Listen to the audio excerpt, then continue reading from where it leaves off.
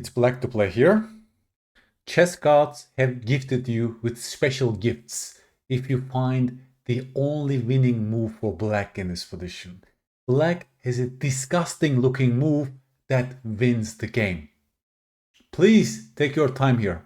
Stop the video. Set this position on a physical board. Think for at least 10 minutes. It's a very rich position here. I want you to engage in this great calculation process while I introduce the whole background to you folks. A little background story.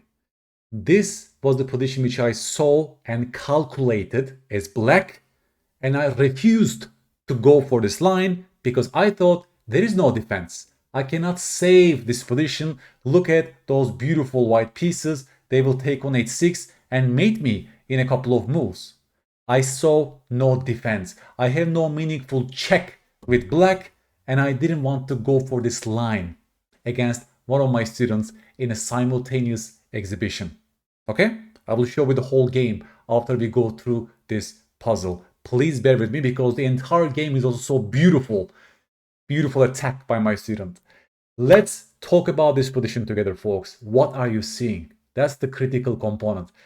First things first, black has 2 rooks for a bishop. Can you see it?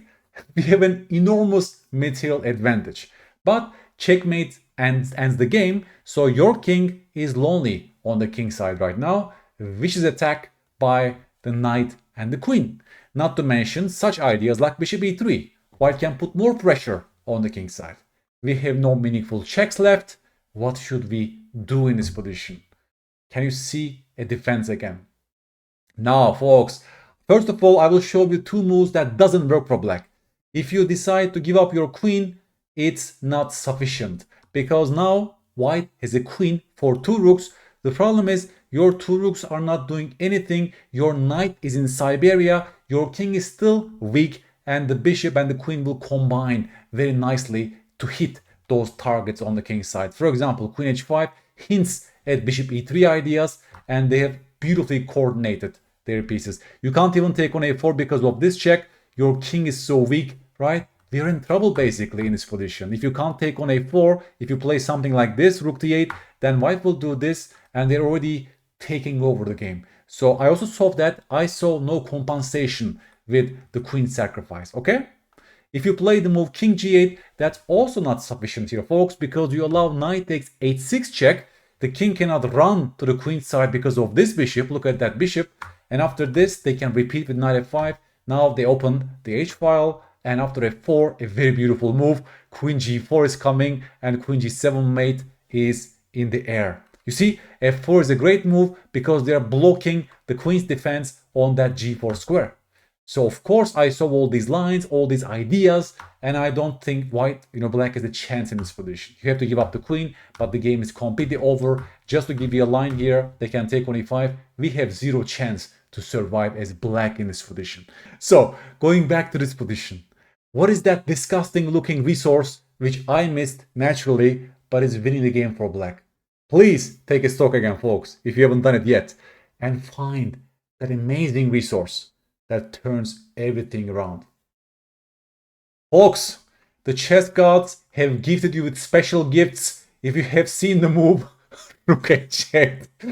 Rook h8 is the only winning move for black. And what a disgusting move this is.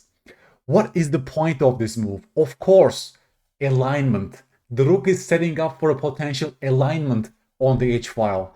You're stopping the mating idea of queen h6 because after king g8, suddenly there is no more queen g7 mate on the board. The queen is lost because of the pin. That's the obvious point of rook h8, invisible defense. Our suffering doesn't end even after we see rook h8. What if white plays the move bishop e7 to cut the communication of the rook and the f7 pawn, right? Right now they want to just invade and mate with queen takes f7. There are so many venomous ideas right now, okay? And if you go ahead and take that bishop, folks, can you tell me what white should do to us in this position? Well, you're a great player if you saw the entire thing. Queen h6 check. Right now their queen is pinned, but there's this beautiful knight takes e7 mate. That's what I'm talking about, folks. This position is full of venoms, full of crazy dangerous ideas that you have to be careful about. Okay? So you can't just take that bishop with your rook. You have to find the move king g8 in this position. Amazing. Your king is now covering f7 and you're stopping queen h6 check ideas. And very luckily for us, queen g4 followed by queen g7 mate doesn't work because of our queen controlling the square g4 in this position. What if they play the move f4 though? What if they cut the communication now, right? Between the queen and the g4 square.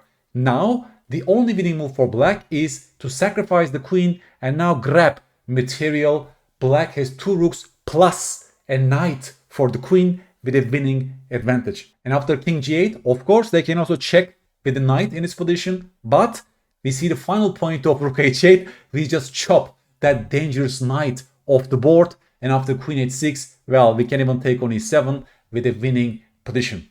After this disgusting looking move, rook h8, white can also try this, bishop e3, to get the bishop to somewhere useful. But here, black has a beautiful move, knight d1. Another disgusting move, knight d1. What's the point? If you take on h6, then it's black who is mating the opponent's king with knight takes f2 check. Incredibly beautiful and disgusting as well. So knight d1 and black is completely winning because they have the same issues with queen h6 check.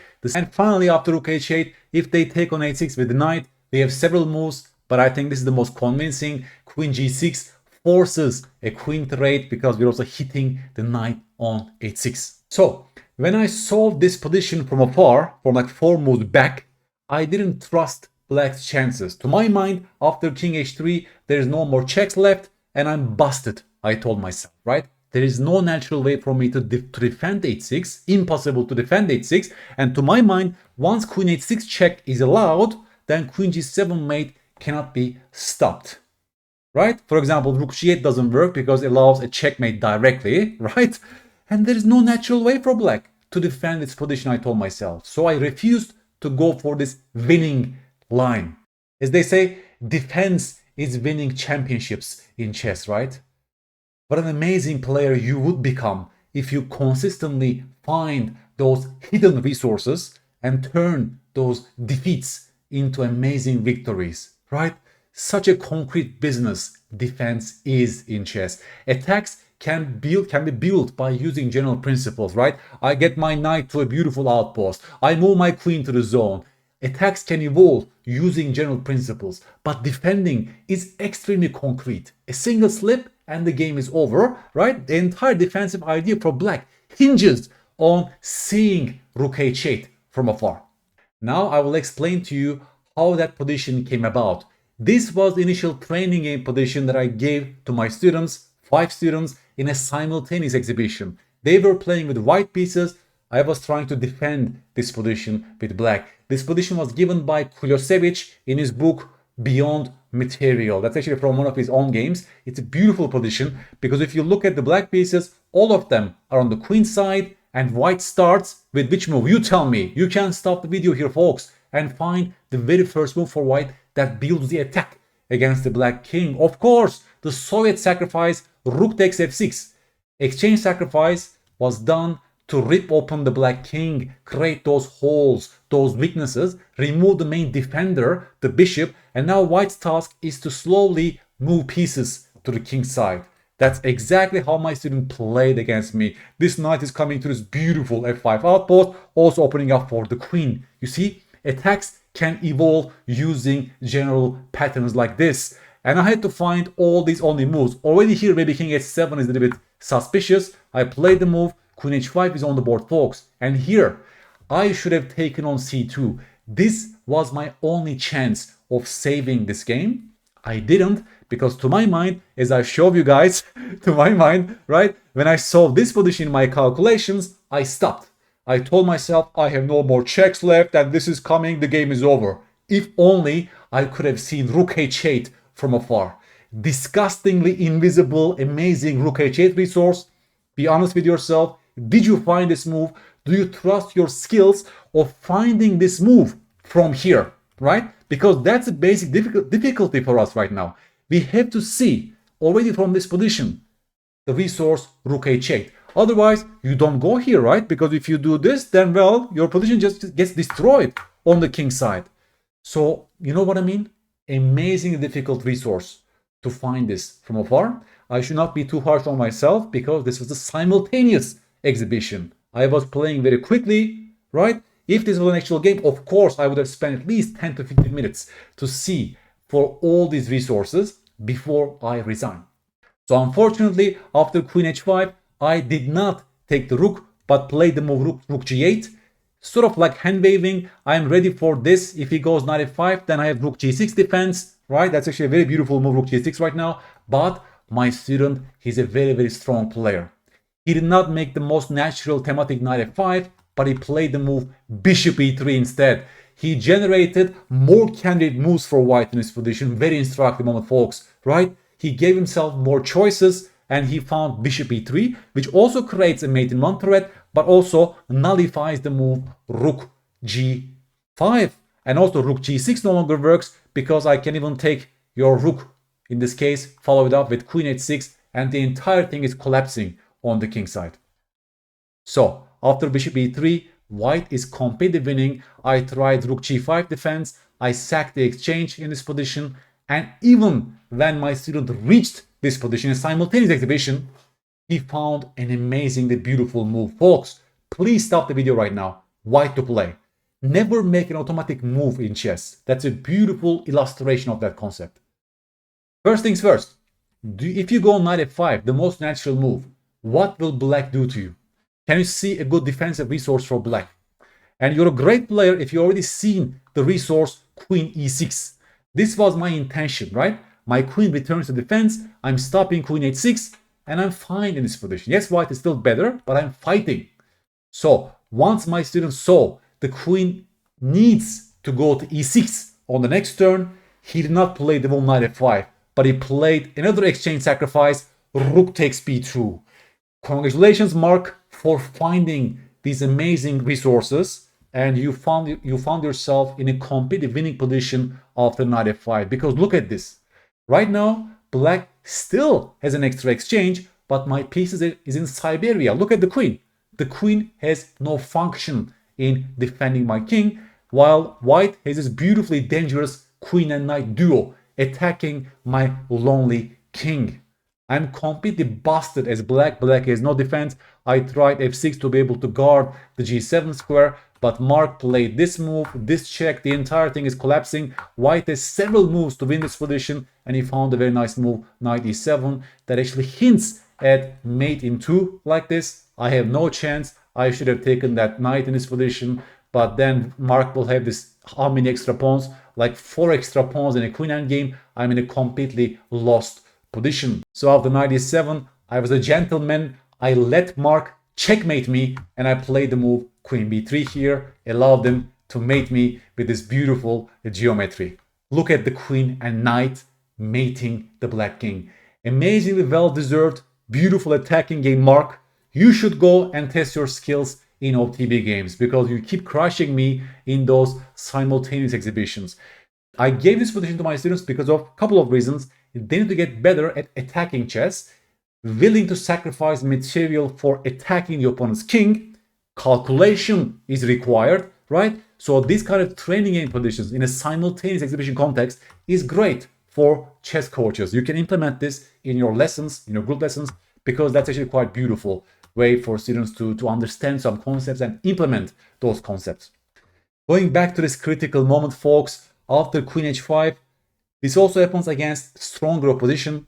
When you see such sacrifices like queen h5, you tend to trust your strong opponents too much. In those moments, you don't say, I don't trust your attack, I will go and grab the material. That's also what I felt, I think, in this game against Mark. He's a very great calculator. I thought Mark has calculated everything to the end, and it also looks very dangerous to play chess like this. As I mentioned, right, it looks completely lost for black, so I refused to enter this line. If only I could have seen the disgusting and invisible rook h8, I could have changed my mind. But defending is a very difficult task in chess. Through these puzzles, through good explanations, looking at those resources, not giving up too early, we can fix this process. We can get better at this. That's also what you see. Stronger players, super grandmasters, that's the area that they make a difference against normal grandmasters, right? Defending stubbornly, resourcefully is a skill that is distinguished from the very top and the top, right? That makes a big difference. If you look at Magnus Carlsen, the guy is an amazing defender as well, very resourceful, great calculation skills, very precise, very accurate at all times. I was wondering whether Magnus could have seen, right, from this position, the resource rook h8. He would probably, right? Even in a simultaneous game, Magnus might have spotted that idea. But to a mortal candidate master like me in a simultaneous exhibition, this was not visible. Despite the fact that I did see this, I failed to see the response rook h8 in this position. Also, this is a beautiful moment because by playing rook g8, I'm only expecting the move knight f5, right? I'm only hoping that he will play knight f5 and I have a resource against this move. But I'm not seeing the other candidate move for my opponent, which is bishop e3, right? Because the target is the h6 pawn. So the question is, can they hit the pawn on h6 in any other way? I see knight f5, but what if they hit the pawn with this move instead? This was also missing in my calculations right now, actually. I have to be honest with you guys. Again, Mark, beautiful candidate move generation, beautiful comparison of knight f5 and bishop e3 in this position. And finally, even in this position, Mark, you did not play the automatic move knight f5 because you saw my resource, queen e6, the importance of seeing the opponent's resources in chess, but you gave yourself more choices and you chop that knight off just to remove the defender, right? Now the queen is in Siberia and your attack is raging with full force on the king's side. Look at my terrible pieces on the queen side. Has no defensive function in this position. It's one of those moments, right? That if nobody will tell you that there's a solution in this position, you will never even look at that. So that's the difference between tactical puzzle books and actual games, folks, right? Once I told you here that black has a solution, black has a winning move, then maybe some of you could have seen this move rook h8. But while you're in the actual game, you don't really see those moves as a solution, right? So that's also the practical difference between playing actual games in time trouble versus solving puzzles. But again, I think there's some instructive moment about this move. It's the alignment issue, right? When the pieces are aligned on the same file like that, it will be a relevant thing. You see how that sneaky rook is aligning with the queen and king in this position, setting up for this beautiful defense. This will be your homework position, folks. It's black to play. White has just taken on h6 with the knight. It's another game from the same simultaneous exhibition. Black to play. I found the winning resource for black here. I'm proud of myself. And let's see whether you can also find that convincing winning resource for black. Black has many different ways to win, but there's one crystal clear solution that is based on 5-ply calculation. I want you to calculate a specific line, actually several lines that are equally short, and come up with a clear conclusion in the end, okay? I want you to visualize crystal clearly the resulting position and make sure you're winning in all these lines. Maybe I'm tricking you, by the way, so you have to also blunder check your moves, okay? Black to play and win. Please write to me on YouTube your lines and observations. I hope you got the right lessons. Defense is difficult, and yet through those challenging exercises, we can get better. Mindset is very important. Don't trust your opponents too much and really dive in. Search for even invisible looking ideas like rook h8 and turn things around before you resign. Don't resign too early. Look at those resources until the very end. Exhaust all the options. Chess is full of resources, and I hope these videos are going to help you get better in defending in chess. Defense wins championships, and I'm sure you'll reach your goals and become chess champions. Thank you so much.